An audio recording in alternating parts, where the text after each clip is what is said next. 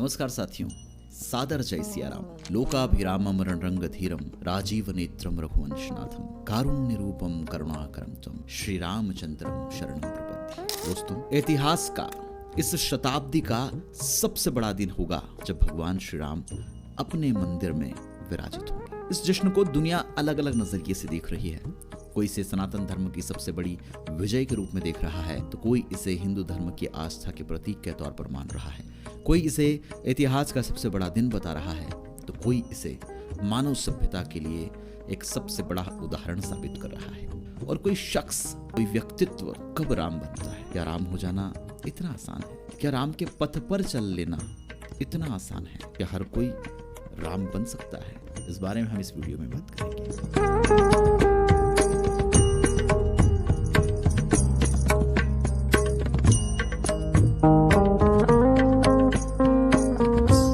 कई बार क्या होता है ना दोस्तों, हम लोग बहुत सारे काम करते हैं, मगर कुछ चीजें ऐसी होती हैं जिनकी छाप हमारी जिंदगी में छूट जाती है। हमारे दिल में वो बातें रह जाती हैं और हम कभी भी उस प्रभाव से बाहर नहीं आ पाते हैं। प्रभाव अच्छा भी हो सकता है और बुरा भी हो सकता है।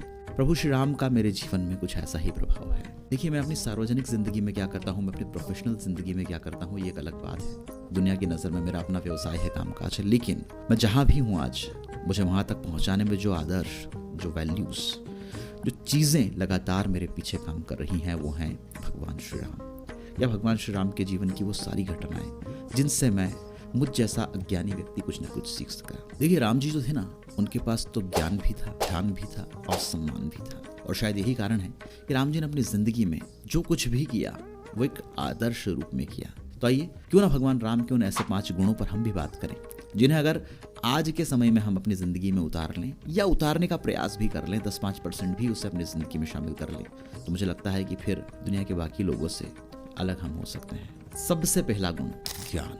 देखिए, भगवान श्री राम जब अपने गुरु के साथ पढ़ने के लिए उनके आश्रम में गए, तो आप सभी जानते हैं कि गुरु वशिष्ठ जो थे, उनके साथ आश्रम में रहकर भगवान श्री राम ने धर्म, राजनीति, युद्ध और सभी प्रकार की कलाओं में अपनी निपुणता हासिल की। और वो भी महज उस उम्र में जब व्यक्ति किसी एक सब्जेक्ट में भी मास्टरी हासिल नहीं कर पाता है, भगवान श्री राम सभी विधाओं में पारंगत होकर निकले। क्यों? क्योंकि उनके पास ज्ञान की शक्ति थी। दूसरा गुण, धीरवान। राम जी कभी अधीर नहीं हुए। उनके बारे में कहा भी जाता है ना, किरण रंग धीरम, यानी जो रण में भी धीर के साथ खड़ा रहे, धैर्य के साथ खड़ा रहे। ऐसी भी परिस्थिति आई, जीवन में कई सारी घटनाएं घटी, लेकिन राम जी ने धीरज का साथ नहीं छोड़ा। आप सोचिए ना, बचपन में पढ़ने के लिए गुरु के आश्रम में गए, गुरु के आश्रम से अपने घर लौटे थे, थोड़े बहुत ही दिन थे कि फिर एक गुरु ने कहा कि मुझे राम की आवश्यकता है। जंगल में गए, राक्षसों का वध किया। गुरु जी से सवाल नहीं पूछा, बल्कि धीरज के साथ गुरु जी जो कहते रहे वो सब सुनते रहे। गुरु के अतिरिक्त अपने पिताजी ने जब बड़ा फैसला सुनाया, वनवास का जिक्र हुआ, तब भी धीरज के साथ उस बात को शिरोधार्य किया। जब वन में गए, कई तरह की अलग अलग विपत्तियों के बाद में जब माता सीता का अपहरण हुआ, तो माता सीता के लिए, उनकी खोज करने के लिए जन सामान्य का सहयोग लिया, छोटे से लेकर बड़े तक हर किसी का सहयोग लिया, लेकिन अधीर नहीं हुए, बल्कि माता सीता के लिए सकारात्मक दिशा में ही खोज करते रहे। जब सबसे बड़े शत्रु रावण से सामना हुआ, रावण कितना बड़ा विद्वान है, कितना बड़ा राक्षस है, कितनी बड़ी उसकी सेना है, सब कुछ पता था, लेकिन वहां भी टूटे नहीं, बल्कि वानर सेना के साथ आगे बढ़ते रहे। ये बात अलग है कि वो ईश्वर थे, लेकिन इस धरती पर उन्होंने जितनी भी लीलाएं की हैं, ये एक सामान्य पुरुष की तरह की है। हम सबके जीवन में क्या होता है? क्या विपत्तियां नहीं आती? क्या संकट नहीं आते? तो हमें भी धीरवान होना चाहिए और भगवान श्री राम से ये चीज अवश्य सीखनी चाहिए। तीसरा और सबसे महत्वपूर्ण गुण जो है आदर। आदर कैसे किया जाता है, ये हमें भगवान श्री राम से अवश्य सीखना चाहिए। आज के दौर में बेटा अपने पिता का सम्मान तक नहीं करता है, तो बाकियों से सम्मान की अपेक्षा रखना तो बहुत बड़ी बात है। लेकिन फिर भी भगवान श्री राम को देखिए ना, जिससे मिले उससे आदर के साथ मिले, जिससे मिले उससे विनम्रता पूर्वक नमस्कार करते हैं, प्रणाम करते हैं। रामचंद्र जी कितने विनयशील हैं, कितने विनम्र हैं कि वो अपने पिता की आज्ञा का भी पालन करते हैं, वो अपनी सौतेली माँ के दिए हुए आदेश का भी पालन करते हैं, और साथ ही साथ ये विनती करते हैं कि साहब उनके साथ भी किसी प्रकार का बुरा बर्ताव ना किया जाए। वो अपने भाइयों के साथ भी प्रेम से रहते हैं, वो हर किसी का सम्मान करते हैं, वो हर जगह अपनी विनम्रता का परिचय देते हैं, यहाँ तक कि अपने दुश्मन के मर जाने पर खुद रोने लगते हैं। ये होती है विनम्रता। और मुझे लगता है कि भगवान श्री राम से ये गुण हमें अपने जीवन में जरूर धारण करना चाहिए। चौथा और महत्वपूर्ण गुण जो है वो है वीरता।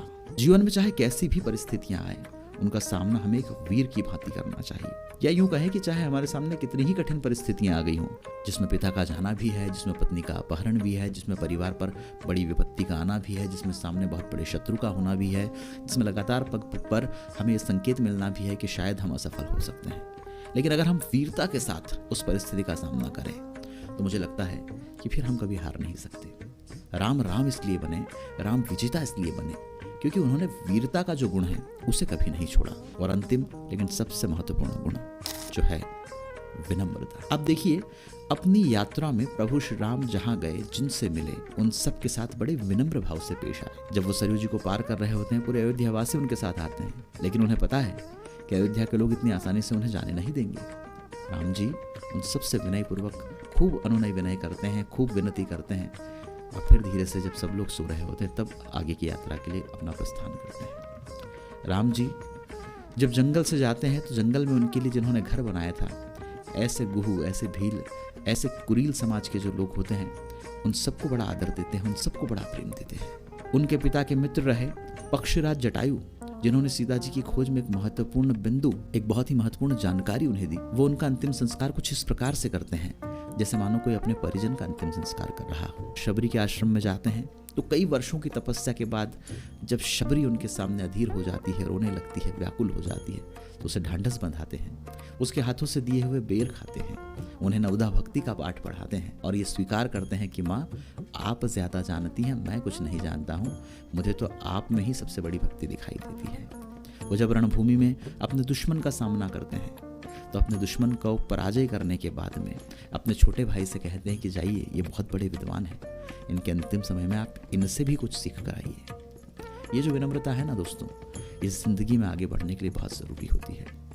अगर हमें सिर्फ एक राजकुमार से श्री राम की यात्रा तक जाना है, अगर हमें जीवन में उस सफलता का वर्णन करना है कि पूरी दुनिया एक आदर्श के रूप में हमें देखे, तो हमारे भीतर भी रग रग में वो विनम्रता होनी चाहिए जो भगवान श्री राम ने हमें बताई। मित्रों, इस वीडियो को बनाने का जो उद्देश्य है, जो मकसद है, वो सिर्फ यही है कि राम कहने से राम नहीं आएंगे, राम को जीवन में धारण करने से राम आएंगे। मैं आशा करता हूँ कि ये वीडियो आपको ज़रूर अच्छा लगा होगा। मैं ये भी आशा करता हूँ कि भगवान श्री राम आपकी सभी मनोकामनाएं पूरी करें।